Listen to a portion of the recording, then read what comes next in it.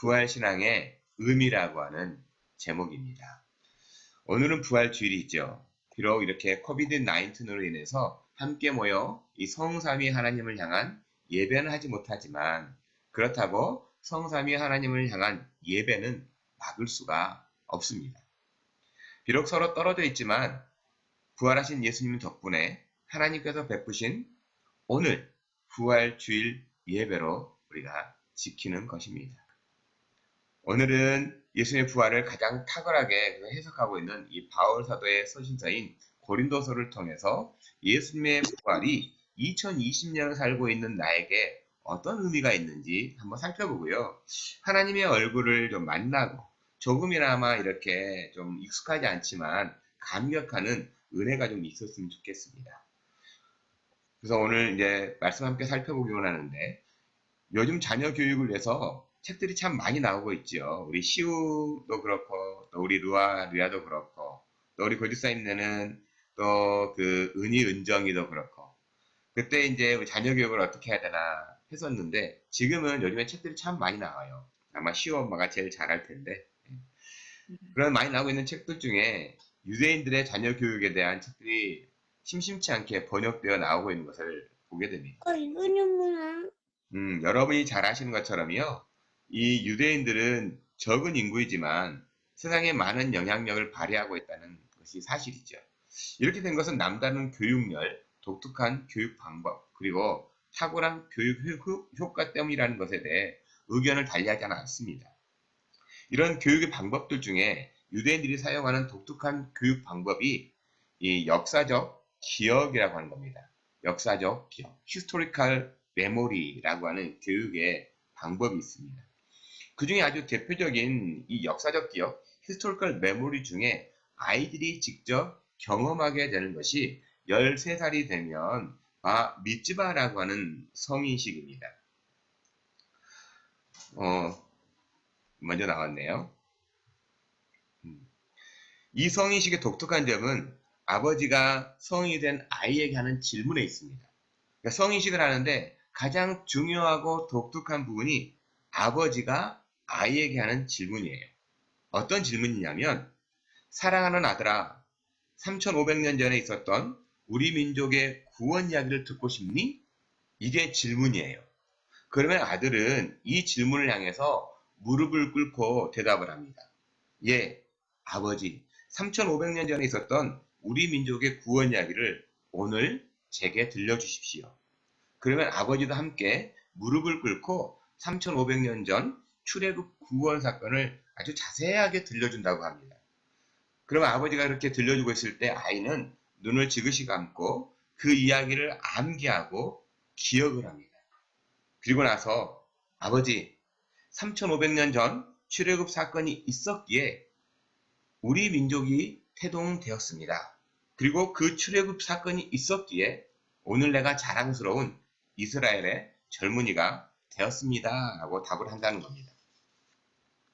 이것이 미츠바라고 부르는 성인식이죠. 이 성인식은 단순히 아이가 3500년 전에 있었던 출애굽 사건을 잊는 사실, 역사적 팩트만을 그대로 암기하는 것에 머무는 것이 아니라요. 출애굽이라고 하는 역사적 사실과 함께 지금 내 자신이 존재하는 그 나 자신의 삶을 연결시키는 겁니다. 그러니까 3500년 전의 출애굽 사건과 지금 내가 존재하고 있는 이 삶을 연결시키는 데 있다는 거예요. 그래서 그 출애굽 사건을 통해 지금 나 자신의 존재를 재해석해내는 작업이 미츠바, 성인식의 핵심이라는 겁니다.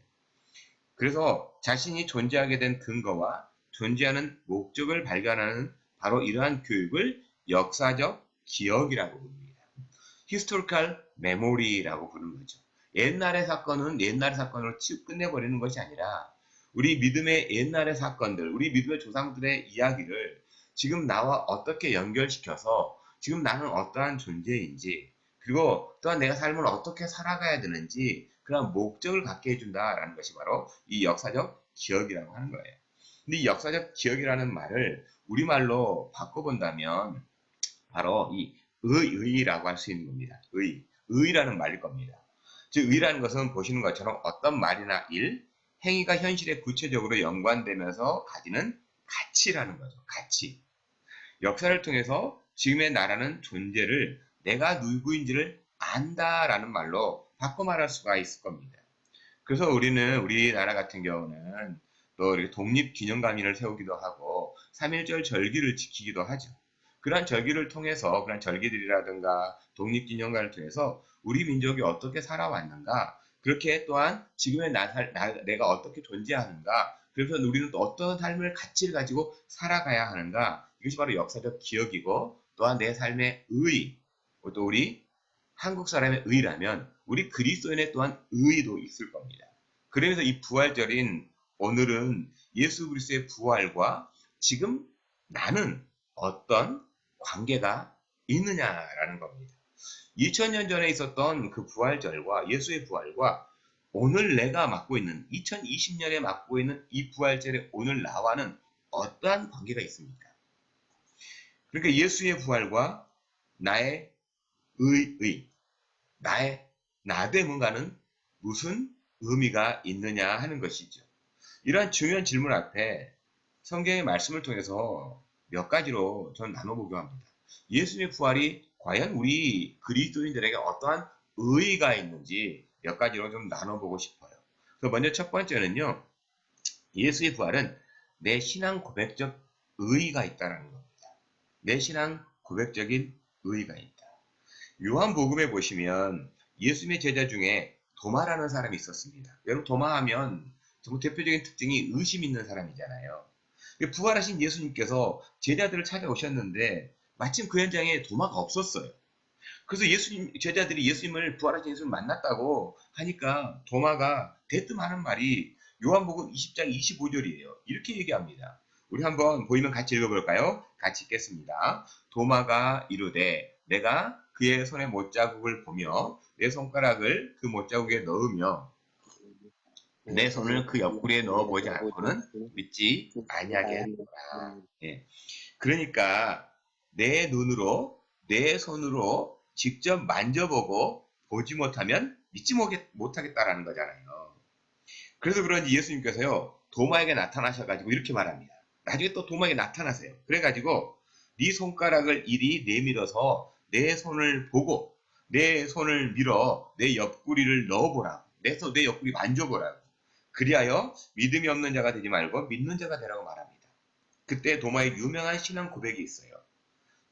나의 주님이시요 나의 하나님이십니다. 라는 고백이에요.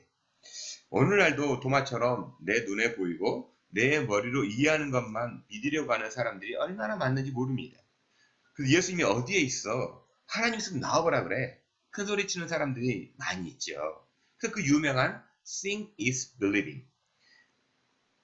보는 것이 믿는 것이다. 왜 많은 사람들은 눈에 보이는 것만 믿으려고 하는 겁니다. 왜 눈에 보이는 것만 믿으려고 하는 거예요? 왜 그렇게 되었을까 잠깐 생각을 해보면요. 16세기 르네상스 운동이 우리 인류에 미친 하나의 커다란 영향 때문은 아닐까라고 생각할 수 있습니다. 잘 아시는 것처럼 르네상스 운동은 인간을 종교로부터 자유를 얻게 한 그야말로 중세 암흑기가 끝나고 근대 사회로 넘어가는 아주 기념비적인 사건이었습니다. 이 운동의 핵심은 극도의 휴머니즘이죠. 구체적인 방법으로 논리와 이성 중심의 삶을 살라는 겁니다. 이런 운동의 영향으로 수많은 철학 사상들이 난무하게 되었는데, 간단하게 요약해보면 영국에서는 프란시스 베이컨을 중심으로 인간이 경험하는 것만을 이성으로 이해한다고 하는 경험론을, 그리고 프랑스에서는 데카르트가 소위 이성 철학을 주장하면서 나는 생각한다, 고로 존재한다라고 하는 명제를 제시했습니다. 그러나 이런 명제를 제시했다가 독일의 칸트가 비평을 했죠. 또 칸트와 헤겔은 관념론이라는 걸 주장했습니다. 이러한 철학의 사조를 보면 이 사람들은 철저히 이성 중심의 합리주의를 강조하고 있다는 거죠. 이러한 영향으로 사람들은 자신의 경험과 이성을 철저하게 믿으려는 경향이 있습니다. 그래서 인간의 머리로 이해할 수 있는 것만 진리라고 믿었고요. 이것을 우리는 이성적 지성주의라고 부릅니다. 더욱이 20세기를 넘고 지금 21세기잖아요. 21세기도 벌써 20년이 지났습니다. 과학기술이 발달하게 되었고 마치 과학이 진리인 것처럼, 마치 진리를 척도하는 기준처럼 사용하게 됩니다. 그런데 이 과학은 이미 존재하고 보이는 세계만 연구하기 때문에 믿는다는 말보다는 눈에 보이는 것을 관찰하고 실험을 통해서 확인하고 그래서 안다. 즉 얼마나 많은 정보를 가지고 있느냐는 말에 힘을 얻는 시대가 되었다는 거예요. 그러니까 믿는다는 말과 과학은 안다라는 말은 좀 다릅니다. 과학이라는 것은 이미 존재하고 있는 것을 발견해내는 거죠. 그리고 관찰과 실험을 통해서 확인하고 알아가는 겁니다. 그 바로 즉 정보를 많이 갖게 된다는 거죠. 정보의 힘을 얻는 시대가 되었습니다. 그래서 오늘 정말 많은 사람들이 이 과학기술주의를 신봉함으로 부활신앙을 잃어버리고 눈에 보이지 않는 것, 지성으로 이성으로 확인할 수 없는 것은 믿지 못하는 세대가 되었는지도 모릅니다. 그렇기 때문에 우리 그리스도인들이 부활절을 지키는 이유가 바로 여기에 있습니다. 잃어버린 하나님과의 관계와 믿음을 회복하고 흔들리는 믿음을 굳건하도록 부활절 절기 1년 중에 하루 이 날을 절기로 지키는 걸 통해서 그리스도인인 나는 과연 누구인가에 대한 질문과 신앙에 대한 깊이 생각하고요. 다시 주님 오시기까지 나를 지키는 절기라는 거예요. 그러니까 이성적으로 또한 지식적으로 안다는 것이 아니라 이건 믿음의 영역을 가지고 믿음 가운데 예수님을 향한 신앙 고백을 지키는 절기다라는 겁니다.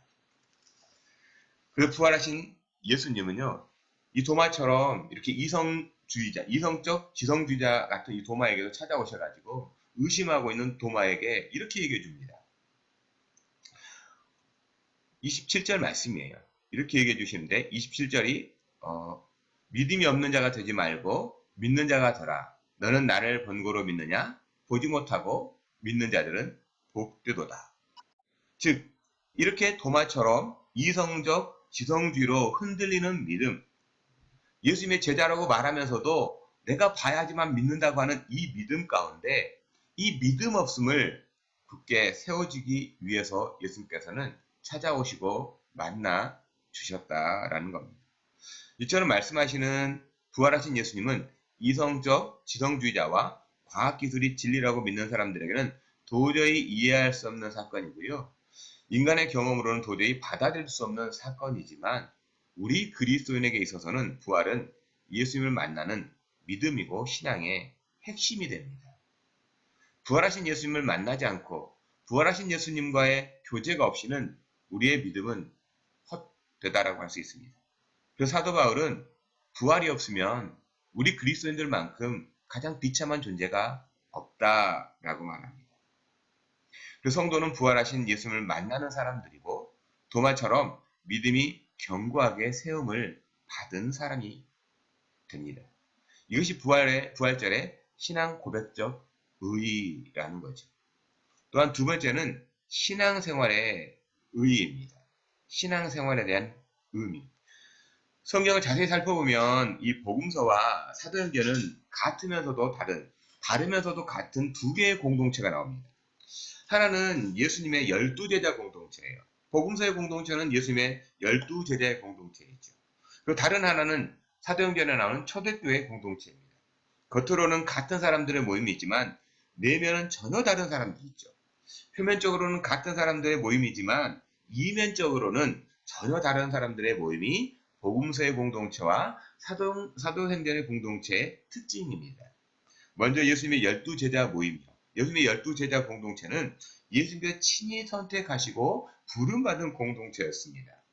그러니까 불림을 받아 나온 사람들의 모임이죠. 그리고 12제자는 예수님의 부르심에 직업, 가정, 개인적인 비전 이런 모든 걸 다 포기해버리고 예수님을 따랐던 사람들입니다. 그래서 이 사람들은 예수님으로부터 직접 훈련을 받았지요. 다른 사람들이 모르는 하나님 나라의 비밀을 직접 가르쳐 받았습니다. 그리고 다른 사람들은 체험할 수 없는 기적과 이적을 체험했던 사람이 이 12명의 핵심 제자의 공동체였습니다. 그래서 거기서 남들은 누릴 수 없었던 예수님의 사랑을 직접적으로 아주 뜨겁게 맛보았던 사람들이죠. 그런데 말입니다. 그럼에도 불구하고 이 공동체가 한순간에 무너져 내려버렸다는 겁니다. 십자가 앞에 두고 이 공동체는 깨지고 부서져 흩어져 버렸어요.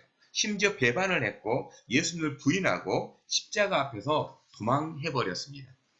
반면 초대교회 공동체는 놀랍게도 배반하고 부인하고 도망해서 깨져 흩어졌던 사람들이 다시 모인 공동체라는 거예요. 그것도 120명이나 되는 사람들이 공동체로 모인 겁니다. 이들은 함께 기도하고 떡을 떼고 더 끈끈한 결속력을 보이는 공동체. 죽음을 두려워하지 않고 담대하게 세상으로 나가서 복음을 전하는 공동체로 바뀌었습니다. 더 놀라운 것은 12명의 제자 공동체는 늘 육신적으로 예수님이 함께 계셨어요. 하지만 초대교회 공동체는 예수님은 이전과 같은 육체로는 친히 계시지 않았습니다. 단지 예수님의 약속의 말씀으로 임한 성령께서 함께 하셨지만 이전의 12 제자 공동체보다 더욱 능력 있는 공동체를 이룬 겁니다. 어떻게 이 사람들이 변화를 받고 능력 있는 모임이 되었을까요? 한 가지는 예수님의 부활 사건입니다. 죽으시고 무덤에 장사되었던 예수님께서 사망 권세를 이기고 부활하셔가지고 제자들 앞에, 무리들 앞에 나타나신 거죠. 이 부활을 목격했고 경험했던 사람들의 변화가 된 거예요. 그래서 서신서에 보면 이 부활을 목격했던 사람들이 지금도 많이 있다라고 되어 있습니다. 그러니까 지금 우리가 읽고 있는 이 성경이 쓰여졌던 당시 예수님이 부활하시고 난 거, 그러고 나서 수십 년이 흐르고 나서도 그 목격자들이 아직도 많이 살아 있다. 그때 쓰여졌던 책이 바로 성경입니다. 이와 같이 우리도요, 매년 부활절 절기를 지키는 이유가 예수의 부활을 기억하고 주님의 부활의 능력을 덧입고 세상을 이기는 공동체, 능력 있는 그리스도인으로 더욱 변화되기 위해서입니다. 이것이 부활절의 의의입니다. 비록 코비드-19으로 육체적으로는 모일 수가 없지만 영적으로 서로 만나고 기도할 때 또 하나의 거룩하고 강력한 이 땅의 공동체. 이제 새로운 패러다임으로 세상을 변화시키는 공동체에 대한 기대가 어쩌면 2020년 올해 부활절 이후의 모습인지도 모르겠습니다. 지금까지는 우리가 너무 익숙한 이 부활절이 되면 전 세계에 있는 모든 교회들이 모이고 예수의 부활을 정말 그 경탄을 했고 예배를 했다면 어쩌면 이제는 이렇게 보이지는 않지만 서로 만질 수 없고 얼굴 볼 수는 없지만 이러한 방식으로 아니면 각 가정에서 아니면 작은 공동체들 속에서 오히려 세상을 변화시켜 나가는 공동체의 모습은 같지 않을까 이렇게 생각해 보게 되고요. 또한 그걸 기대하게 됩니다. 그래서 마음을 새롭게 함으로 변화를 받아 하나님의 온전하시고 거룩하신 뜻을 삶에서 이루는 거룩한 예배 공동체, 우리 링크 공동체가 되기를 저는 소망하고 기대합니다. 그리고 마지막으로 세 번째는요. 예수의 부활은 종말론적인 의의가 있다는 겁니다. 종말론적인 의의. 그래서 오늘 말씀을 이제 돌아와서 보면요. 오늘 말씀 고린도전서 15장 20절에서 22절 말씀이에요. 우리 다시 한번 같이 읽어볼까요? 한번 같이 읽겠습니다. 그러나 이제 그리스도께서 죽은 자 가운데서 다시 살아나사 잠자는 자들의 첫 열매가 되셨도다. 사망이 한 사람으로 말미암았으니 죽은 자의 부활도 한 사람으로 말미암는도다. 아담 안에서 모든 사람이 죽은 것 같이 그리스도 안에서 모든 사람이 삶을 얻으리라. 이 말씀을 통해서 예수님께서 부활하신 사건은 단지 예수의 부활로만 끝나는 것이 아니다라는 걸 우리는 알 수가 있습니다. 바로 그 핵심적인 단어가 예수님이 잠자는 자들의 뭐가 됐다고요? 첫 열매가 되셨다라고 말합니다. 잠자는 자들의 첫 열매. 그러니까 이 첫 열매는 또 다른 열매들이 얼마든지 있다고 하는 의미 아닙니까? 그래서 예수님의 뒤를 이어 믿는 성도들의 생명의 부활이 있음을 약속합니다. 그래서 이 말씀은 성도의 소망이 됩니다. 왜냐하면 예수님의 부활이 곧 나의 부활을 예표하기 때문에 그렇습니다.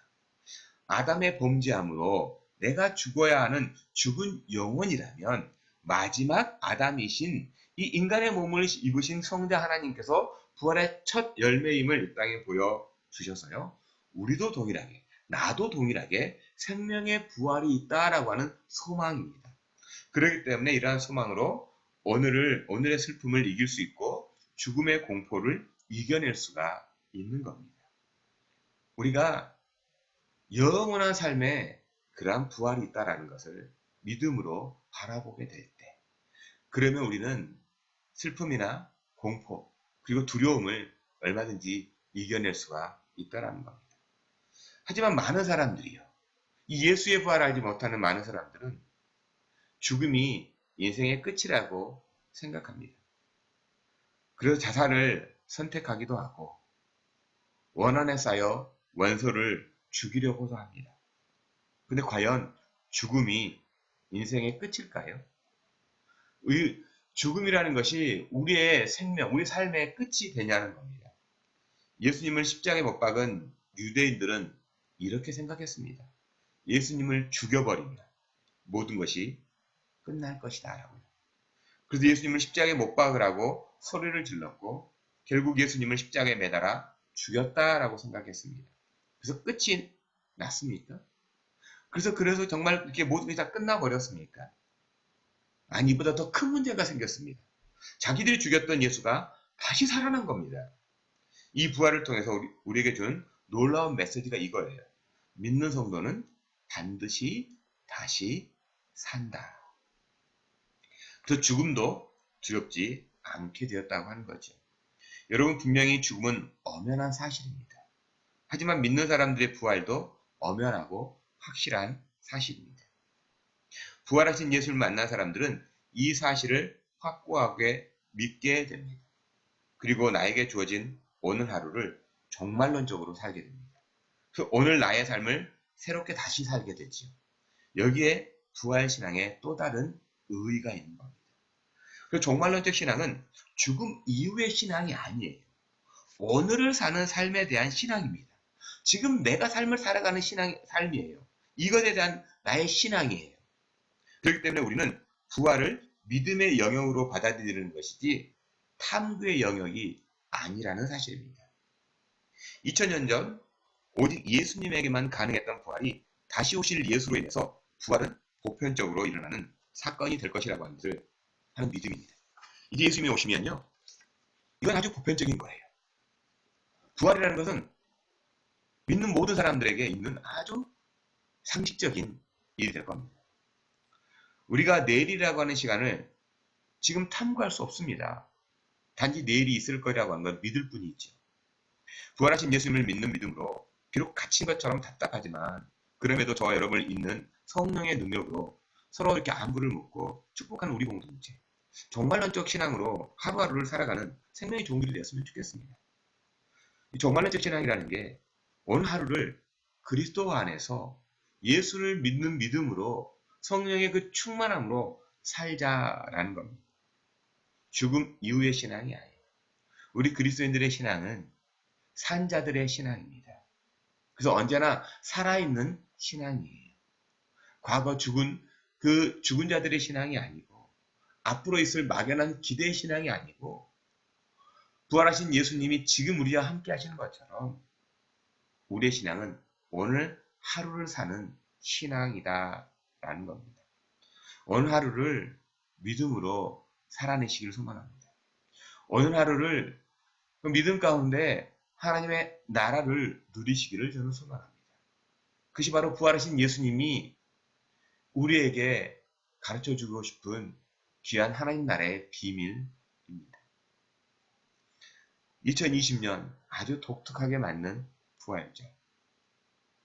서로 각자의 처소에서 예배는 하지만 하나님의 은혜와 평강, 부활하신 예수님은 각자의 처소에서 우리 자신들을 만나주고 계십니다.